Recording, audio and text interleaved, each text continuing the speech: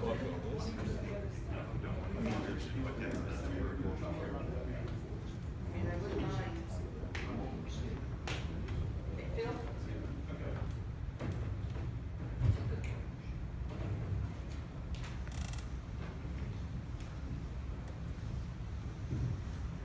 morning. My name is Nadia McConnell, President of the U.S. Ukraine Foundation. The Friends of Ukraine Network is an initiative of the Foundation. Throughout the years, Friends of Ukraine have come together to deliberate and make policy recommendations in regard to Ukraine. This past March, 4 task forces came together to deliberate and recommend priorities in U.S. assistance to Ukraine. The U.S. Congress continues to be bipartisan in its support for the people of Ukraine. We hope that President Trump will hear us. This U.S. assistance is to let people of Ukraine know that we have not forgotten them, that we support civil society's efforts to fight corruption, and that we want to help the victims of Putin's war. The 5 million who are in need of humanitarian assistance, the 2 million internally displaced people, over 10,000 killed and thousands upon thousands wounded. This April, the UN report says this: hundreds of thousands of children are paying a heavy price in a conflict that has been all but forgotten by the world and become an invisible crisis.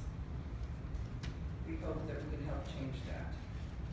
Today I am proud to present the National Security Task Force and the recommendations that they will make, so that the people of Ukraine can defend themselves and we support their fight for our shared values.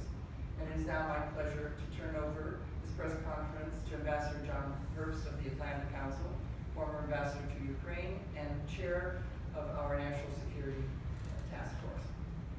Good morning. I'm going to just be brief. We have 3 speakers today.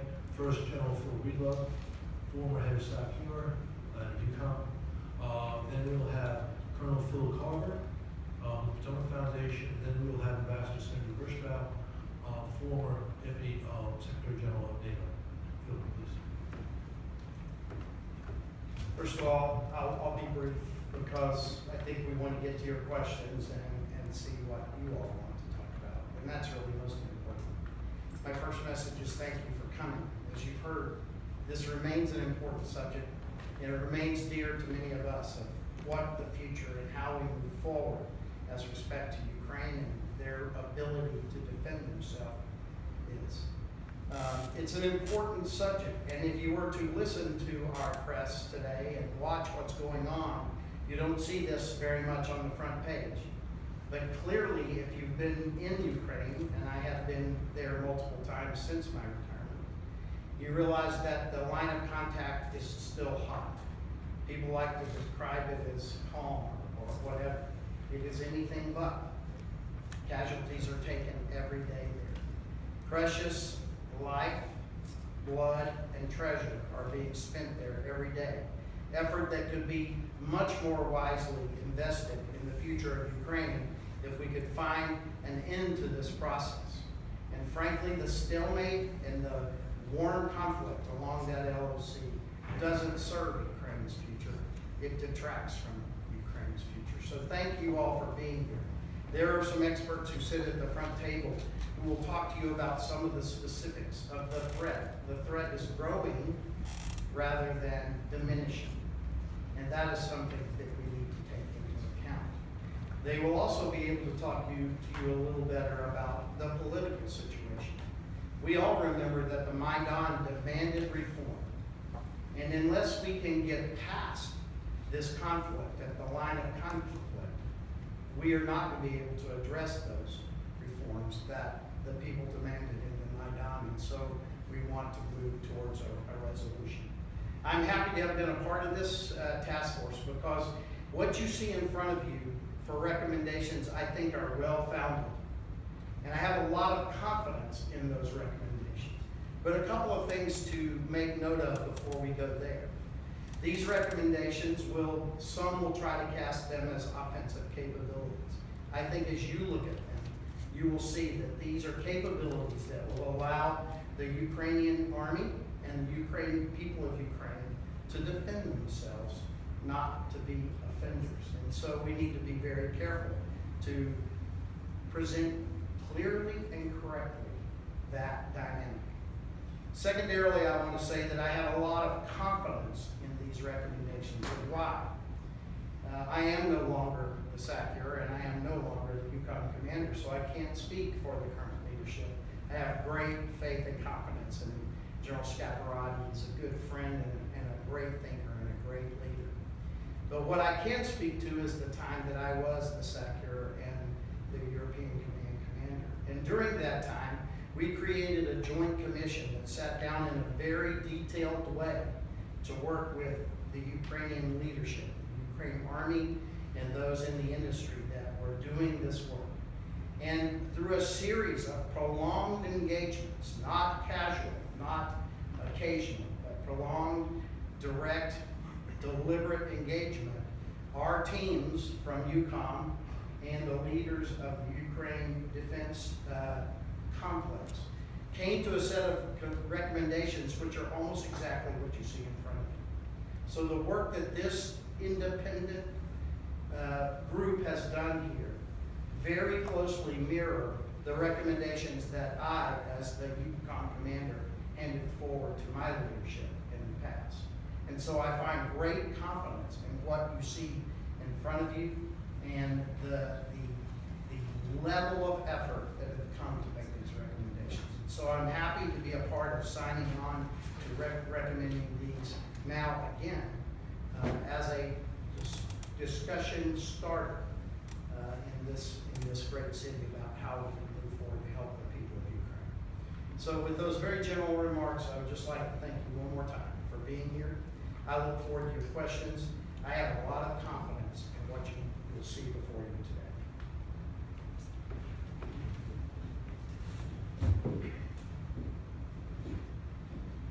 I have a handout, and I'm just going to refer to it and sort of walk you through it. On the cover is a photograph of Russia's new First Guards Tank Army. At the height of the Cold War in Germany, the first echelon of the Soviet Union to take on NATO's forward forces consisted of 5 armies: First Guards Tank, Second Tank, Third Shock, 8th Guards Army, and 20th. At the end of the Cold War, all of those armies basically went away except for the 20th, which was back around Moscow. Today, 4 of those 5 are back, and they're aimed both at Europe and Ukraine. The reason I want to emphasize this change is for the last 3 years, a standard mantra that's been used when the discussion about arming Ukraine comes up is, well, we don't want to do anything that's provocative, and all then the Russians will just double down and add more stuff.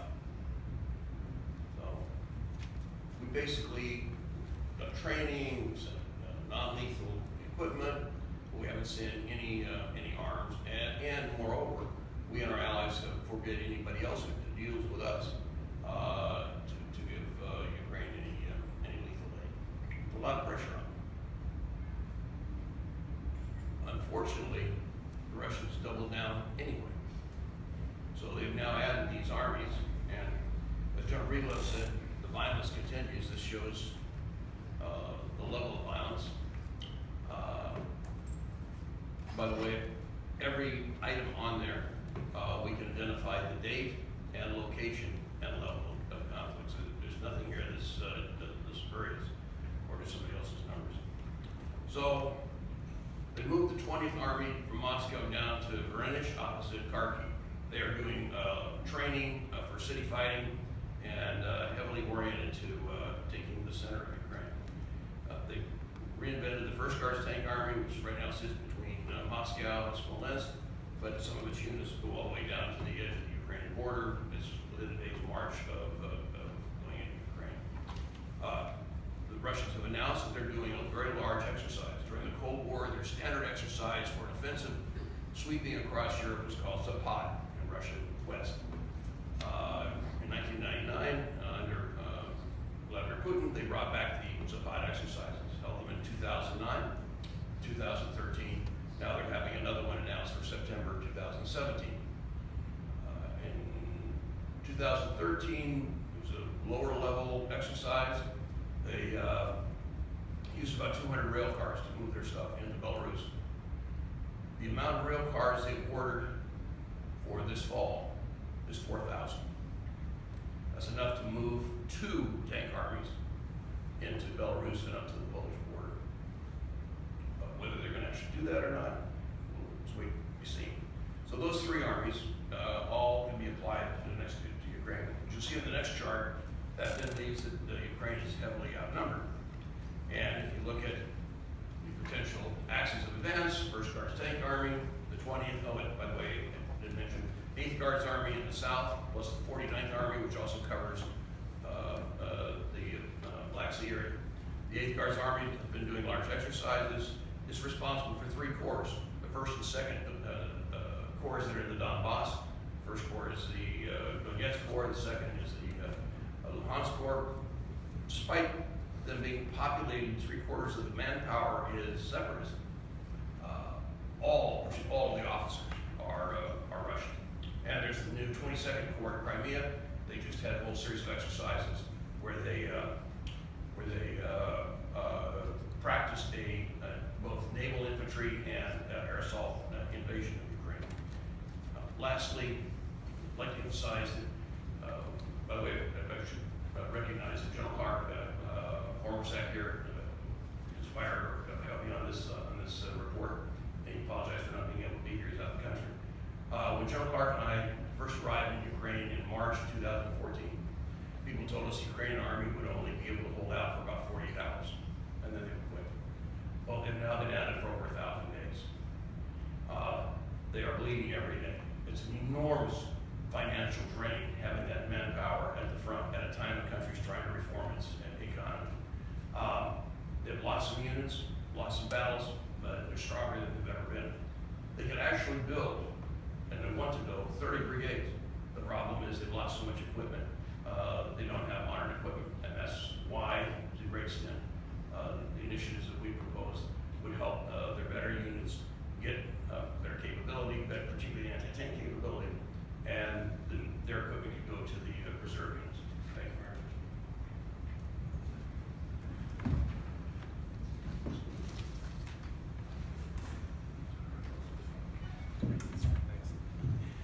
Good morning.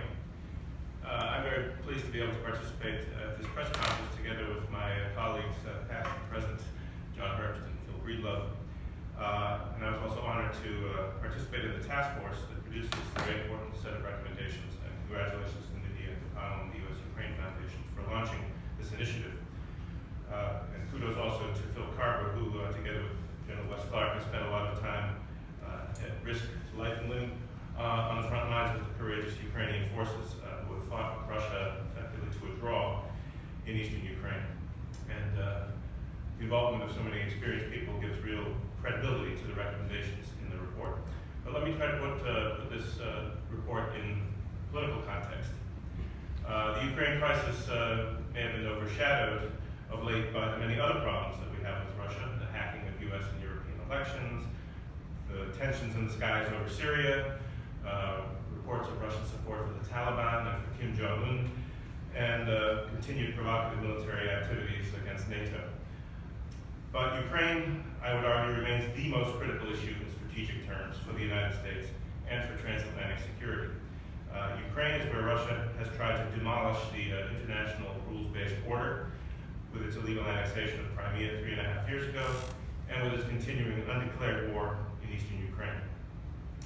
Letting Russian aggression stand would be a betrayal of American values, and it would lead us back to a Europe divided into spheres of influence where might makes right. And it would invite further Russian aggression and increase the risk of conflict in the future. So standing up for Ukraine and reversing Russian aggression should be the highest priority for the Trump administration, and it should be the precondition for any effort to reset relations with Moscow. And I hope that that was part of the administration's message to President Poroshenko yesterday. I'm encouraged that the visit was, despite what you may have read on social media, more than a photo op. There was apparently a 30-minute substantial meeting in the Oval Office between the two presidents, as well as good meetings with the Vice President, Secretary Mattis, Secretary Tillerson, and also with the Secretary of Energy. And the situation, of course, is very urgent. Even speak, Russia is using both conventional and hybrid warfare to challenge Ukraine's sovereignty and its territorial integrity, to undermine its economy and political cohesion, with the ultimate goal of preventing Ukraine from joining the Western community. Now, helping Ukraine succeed as a free, democratic, and Western-oriented state is the best way to deny Putin the fruits of his aggression and to encourage him to move away from the path of confrontation with the West. And that, of course, means encouraging Ukraine to stay the course on reforms. But at the same time, we need to impose costs on Russia for its aggression, in addition to sustaining the sanctions, as long as Russia fails to deliver on its commitments under the Minsk agreements. Now, right now, as you've heard, Russian and proxy forces are violating the Minsk ceasefire agreement on a daily basis with almost complete impunity, raining down artillery and rocket attacks and inflicting significant civilian casualties. Providing Ukraine with the defensive weapons and capabilities recommended by the task force would enable Ukrainian forces to better protect themselves and reduce casualties, and to hold Russian and separatist forces at greater risk. But let me be clear, the aim is not to encourage Ukraine to seek a military victory, which Kiev knows isn't possible.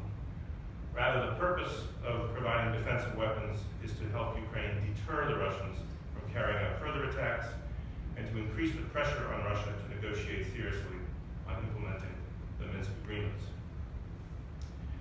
Now, there is considerable support for the task force's recommendations in the Congress. I was pleased to see yesterday that during this confirmation hearing, the nominee for Deputy Secretary of Defense, Patrick Shanahan, under questioning from Senator McCain, agreed on the need to provide defensive weapons to Ukraine. So I hope that the administration will take up our recommendations as part of an integrated political and military strategy for ending the conflict in eastern Ukraine and restoring Ukrainian control over the occupied territories in accordance with the Minsk agreements. I think a commitment to provide defensive weapons to Ukraine will strengthen the hand of a U.S. Special Envoy, who I hope will soon be appointed, and join forces with the Ukrainians, the Germans, and the French, the so-called Normandy Group, to give new impetus to the Minsk negotiations. Let me add that providing Ukraine the status of a major non-NATO ally would facilitate the provision of security assistance, as we proposed, and also training to Ukrainian forces, while serving as a symbolically significant demonstration of U.S. political support. So in sum, strong U.S. diplomacy backed by defensive weapons support to Ukraine could enable President Trump to succeed where previous efforts failed in solving the biggest problem in relations with Russia, while honoring our commitment to Ukraine's freedom and security and its ultimate membership in the Euro-Atlantic community. Thanks. Sandy, thank you. We'll take some questions, but before that, I want to note we have 3 other members of our task force here. All helped draft the statement you have in front of you. Bob McConnell, former Assistant Secretary of the Justice Department, Glenn Howard, the President of Jamestown, and Steve Blank, who's a great author on Russia, Central Asia, and the post-Eurasian space, and also American foreign policy. Questions? Have you shared this? Sorry. Thank you. Have you shared this this proposal with people in the White House and what kind of response did you get? Yes. We have passed them to the White House, but we have not yet had a meeting to discuss it, which we are in.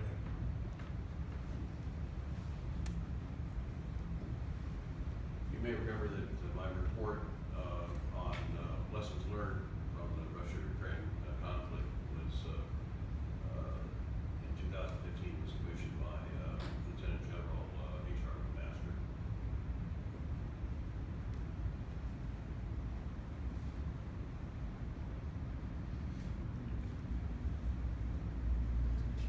An issue that I'm particularly interested in, it was touched on by Ambassador Worshko, is we talk about weapons, the provision of defensive weapons to deter aggression. But could you say a little bit more about how we can calibrate the provision of weapons to put pressure on Moscow to abide by the Minsk agreements? And are weapons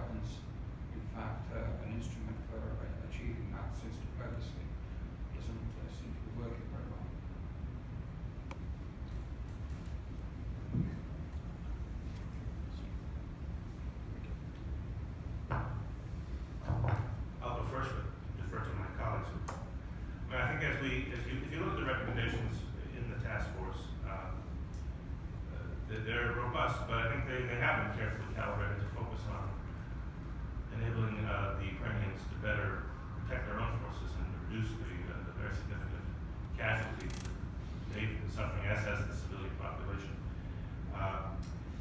And at the same time, to provide the capacity such as the counter-battery radars and some of the other systems on the list to deprive the Russians of the impunity that they have to be able to strike from the rear areas with impunity.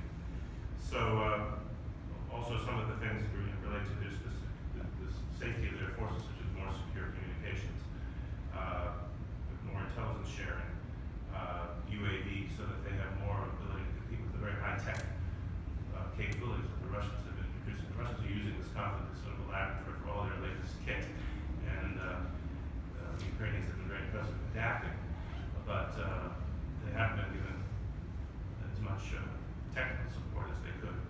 And there could indeed be there's room for more training of Ukrainian forces to better level the playing field.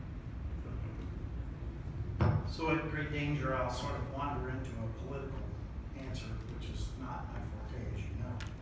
But I think your question was more directly, how would this provision of this kit and capability affect the Minsk, which is really accomplishing very little at this moment. And so I think it's very indirect. I think Sandy answered very correctly. There's a lot of reasons that we should look at making these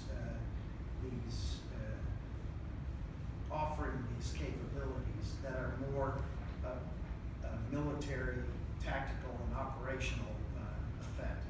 But to your point, I think that a restatement of European and American resolve to provide capability, defensive capability to Ukraine, is a big message to the fact that right now Minsk is not going anywhere because there doesn't seem to be any impetus to change.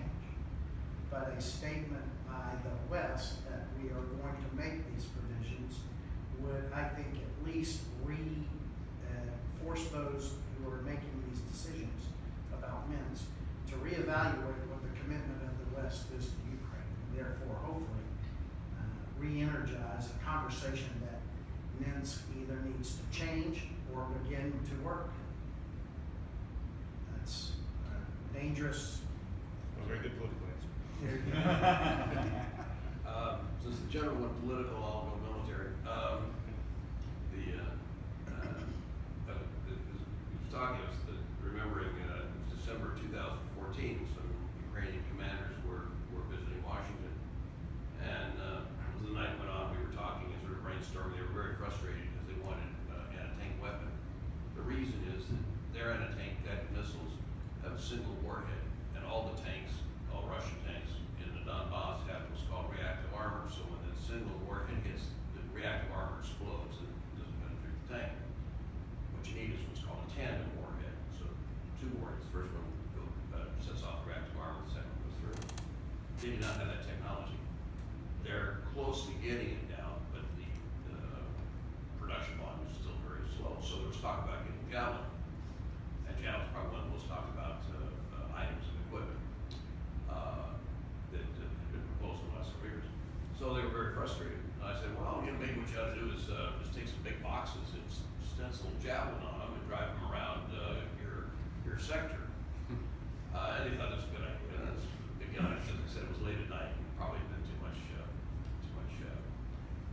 liquid shared by Saul, and good for brainstorming. So anyway, he arrives in Ukraine, and there's cameras literally at the airport as he walks off the plane. And he did, my idea went better. He goes in front of the cameras and just smiles and said, well, I have great confidence that very soon my brigade will be receiving javelins. They had a certain sector of the front. Within 48 hours, all the Russian tanks against his sector were moved back 5 kilometers out of range. And stayed that way for several weeks till they were confident the javelins hadn't arrived. So So I think under the Minsk agreement, you're supposed to pull heavy artillery and armor back, but like the infantry and the tank weapons are allowed. And at the front, basically people were dug in now in multiple rows of trenches, so it's sort of like Sitzkrieg. There's a lot of firing, but it's not the maneuver battlefield it was in 2014. But Minsk has a fatal flaw because the sides have pulled their heavy equipment back. One side can decide to get ready to go, stand down their forces for a day or two, and hit that front like a hot knife through butter. And by the other time, the other side realizes what's going on because the distance is so short against their forces, they end up having a big meeting engagement in the rear area. They've been able to blow holes through that infantry. So it is a relatively unstable ceasefire. If you want to stabilize it, what you want to have is infantry weapons, even on both sides. But, and by the way, they're playing on the Russian separatist side, so that you can offset the effect of that armor and do not give an incentive for a first strike by one side or the other. In that sense, the anti-tank weapons are enormously stabilizing. They take away or reduce the incentive to do a quick out of the blue attack, which certainly came from. If you think that sounds exaggerated, 72 hours ago, the Russians brought out of the reserve area a whole group of tanks that moved right to the border and started firing point blank into Ukrainian defenses. That can happen literally overnight, and with relatively little warning to the defense. Can I just add a couple of remarks, and please don't take this as a critical remark, because everything that Phil just talked about is incredibly important. But I want to make a remark that I made once when I was still wearing a uniform. These discussions that we have about helping Ukraine often devolve down into a discussion of one system, the Javelin. And I think that's incredibly important. You can hear the effect and what this weapon has. I would like to make a little broader plea for the entire work of this body. And that is a frustration that we sometimes face in how these things play out. When military commanders and units are asked to put together their thoughts on how to help Ukraine or any other country as we do this kind of work, we tend to look at a holistic problem and answer with a holistic package that address multiple needs that, when all corrected, have a synergy that increase the capability better. And sadly, what often happens is these holistic answers, which are built to be interactive and synergistic, are then devolved down into Chinese menus, and sometimes onesies and twosies of them are discussed. So let me not take away from the importance of something like a Javelin, but let me add to the importance of the work that your militaries do and that this commission has done to put together a more holistic package which brings synergy and capability in the package. If it devolves into discussions of one of this or two of that, it really detracts from the work that military planners have done in the past, and it detracts from the work that this group has done. And so I just, again, I do not want to denigrate the discussion of the Javelin. It's incredibly important. But this is more than the Javelin, and it brings an answer to multiple questions that we have seen as we have visited there and talked about how they have been attacked by this combination of UAVs and Grad rockets and quick fire capabilities, et cetera, et cetera. And so I think we need to also remember that we need to keep focused on the larger package. Sorry, Phil, I'm not grading your paper. I agree with that point. We heard a lot in response to that question. Let me just sum this up very quickly. The Russian war aim is to destabilize Ukraine by producing Ukrainian casualties and seizing additional increments, small amounts of Ukrainian territory, to keep them constantly focused on the war effort. This package of equipment we provided will, one, reduce Ukrainian casualties, as Sandy explained. Two, increase the risk of Russian offensives because the Javelin will kill Russian tanks. And three, they'll play to the Russian vulnerability. Putin does not want dead Russian soldiers because the people do not want Russian soldiers fighting Ukraine. Next question. Natalia Robert, Voice of America. Thank you, first of all, for your questions. My question is, the Speaker of the Ukrainian Parliament just got back from Washington, where he met, among other people, with his colleague Paul Ryan, and he announced that U.S. and Ukraine are close to signing the security agreement, which includes, among other things, the deployment of U.S. troops in Ukraine. In your opinion, what should be the mandate of U.S. troops in Ukraine? Well, Reserve. people are sort of scratching their head with whether or not we know that to be true. But I'd like to make one quick point. The Russian military today is not the Russian military of the Cold War. They have 20% of the manpower they did at the end of the Cold War.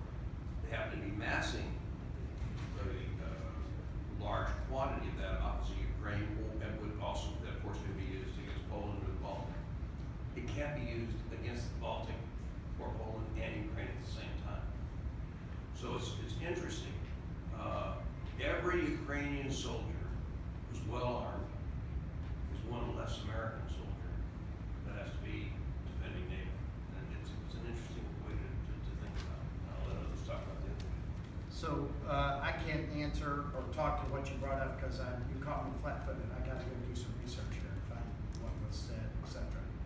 But and I don't mean to be trivial, but to remind, American troops are already deployed to Ukraine. They're already at Yavriv training. I've been to that location 3 times and watched what our troops are doing, and it's fantastic. And might I also add that NATO and the United States are learning a lot from the Ukrainian military about how Russia fights. In fact, this whole connection of UAVs to the Grad rocket, which has caused so many of the casualties for the Ukrainian forces, we have learned a lot about how Russia has improved its what we call time-sensitive targeting capabilities.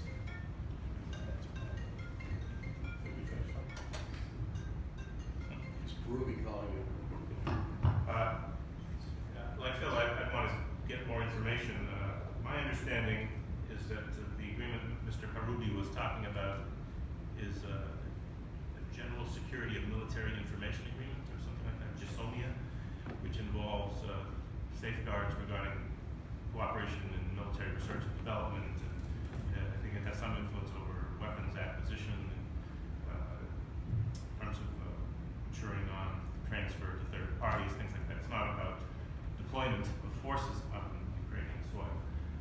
There already are U.S. forces that engage in joint training with Ukrainian forces, both on a bilateral basis and under NATO Partnership for Peace arrangements.